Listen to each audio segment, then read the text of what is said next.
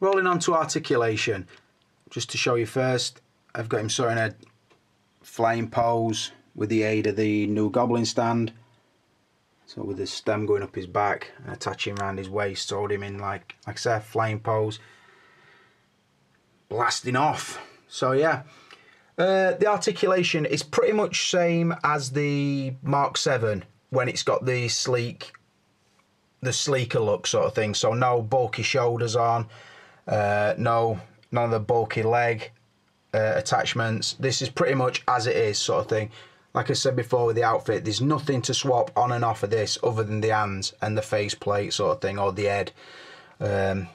But so the articulation, like I've said before on these Iron Man figures, it is pretty good for what it is. You've got the ab crunch articulation, pretty good in the arms. The shoulder plugs sort of sit there and you can move them up and down and then rotate. A little bit limited through the elbows, maybe through the wrist a little bit, but then you get the articulated hands, which are always good. Just really quickly put them into that position. So yeah, you do get a set of those like we normally do. Pretty good twist through the chest and the ab section as well, not just the crunch and like sort of expand.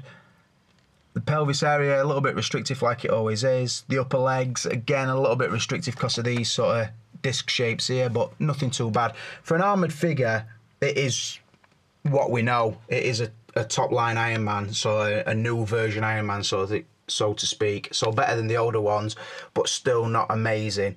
Somebody asked me not too long back, could you get the sort of the Iron Man signature pose? I don't think so. I think it's trickery. I think it's a matter of unplugging a leg and sort of resting it against it to try and get it low enough so its fist will touch floor. And even then, I'm not convinced it even looks natural. I think when you see it in the film and it does that, I think there's a lot of fucking collapsed polygons in the fucking CGI. I don't think there's any way an armoured suit would do it.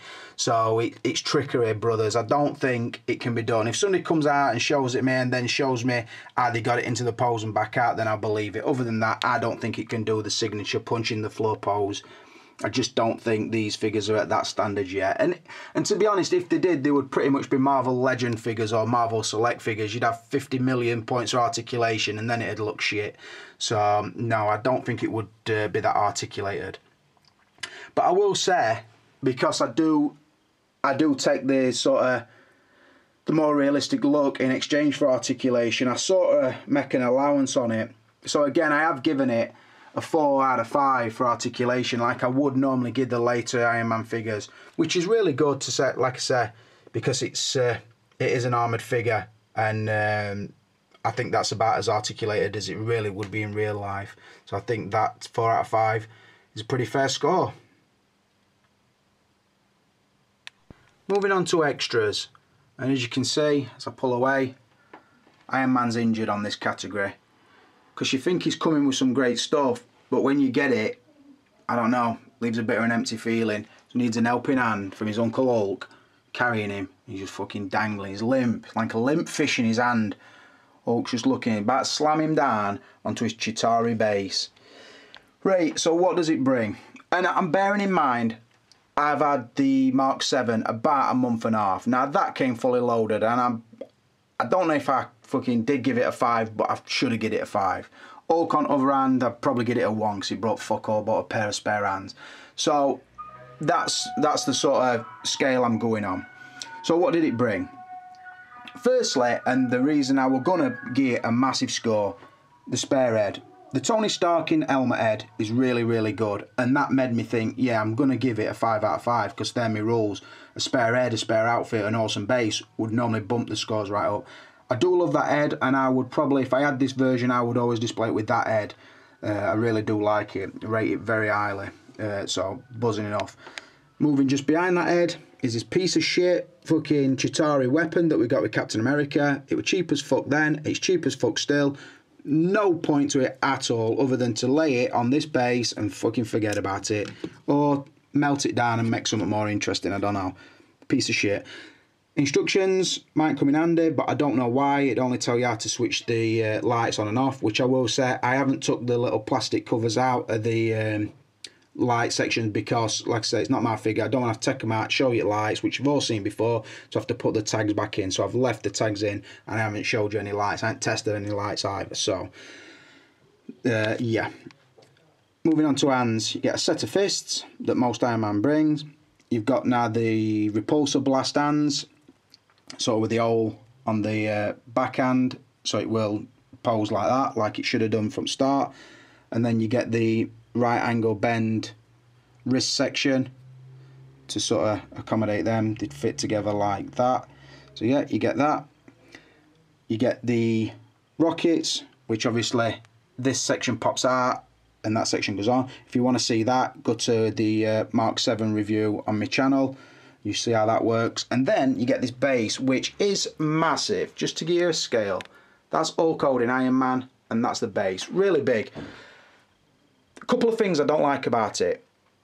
It's heavy, so obviously it puts the shipping price up. In fact, it's really heavy. It's solid feeling. What I would say is the paintwork on it is really, really basic. I used to collect Marvel Legend figures for our Callum a few years back now, probably, I don't know, 8-10 years back. And each Marvel Legend used to come with a little diorama or a build-a-figure sort of thing, but the ones that came with dioramas were very similar to this. Like nothing out of ordinary. It's just, like I say, a sculpted Chitauri soldier laid on some gravel, with his legs sunk into it for whatever reason, I don't know. Like I said, just laid like that. Now, that's all well and good. And every Avenger had an attachment part that would have fit onto that, so I could have filled that whole shelf up with a big mound like that and have each Avenger stacked round, then that would have been cool. There'd have been something really cool about it, 'cause it's something that they haven't done, like attachment bases before. Really good idea, I think. I've been crying out for that since the Super Predators come out from the Predators movie. But on this, I don't know, it's sort of much or a muchness. It was sort of, let's fill the box up with this diorama and everybody will think they're getting loads. So they're not. They're getting a cheap painted bit of plastic where the socket is in the fucking wrong place for me. Because you get this crutch grab stand and it's right at back at stand. So you put him on it and all you can do is put 1 foot down there and 1 foot down there, or 1 foot down there and 1 stud on him, and then he's pretty much hid behind thing. You're looking at your shelf like that and you can't see it for Iron Man because he's behind this fucking thing. It doesn't make no sense to me. What they should have done is put that more central, I think. Put it somewhere there so he could stand clearly on top of him, so like sort of landing on him or whatever. And then they ought to give you a couple of holes, options for the flight pole stem, like on the Mark 6 one, or on the Wolverine Sentinel head.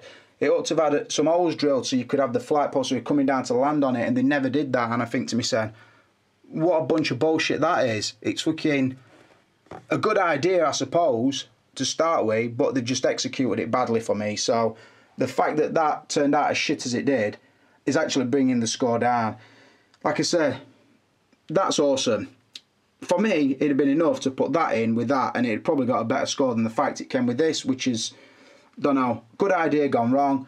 That's just null and void. And then the other hands, which you would need. So, I don't know. Like I said, it makes me feel bad because it's somebody else's figure. But then again, I'd feel even worse if I started fucking lying and telling you the best thing since sliced bread. So on the extras, I'm only giving it a 3 out of 5. Do like that pose though with Hulk. I will say that. So well done, Uncle Clipper. Pat on back for you, brother. Right, moving on to value, and I can't tell you a great deal about value because, like I've said, it's not my figure, it's Alex's.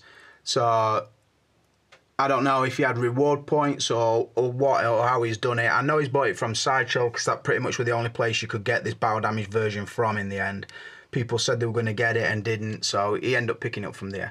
Now, the way I understand it was about $300 for the figure. Then shipping to England, I'm thinking would be about $40. So what's that, call it $340. So what's that, 200 and probably 215, 220 quid. And then on top of that, he's going to get 20% VAT. So 215, another 40. We're talking about 250 quid, I think. Could be wrong. Now, do I think that figure's worth that? No, I don't. I paid 165, I think, for my Mark 7. So I definitely wouldn't pay that for a figure that came with less stuff. Like I say, I really do like the Battle Damage head sculpt, and I'd be tempted to pick that up to put onto my own thing. I don't think you can mix and match the figures because, like I've said, they're two completely different paint jobs.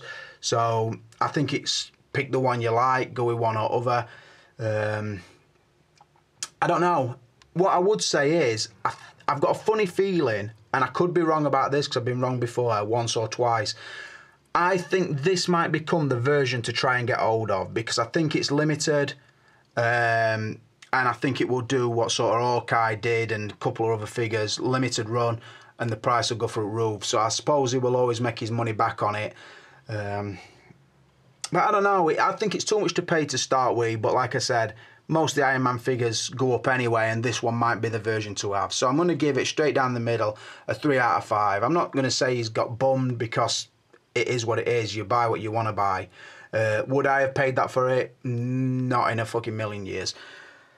So rolling on to the overall score, I've given it a 24 out of a possible 35, which is pretty respectable score nowadays. Like you all know, I've toughened up a little bit on the scores, and I have again marked it honestly. I hope Alex can see why I've given it each scores.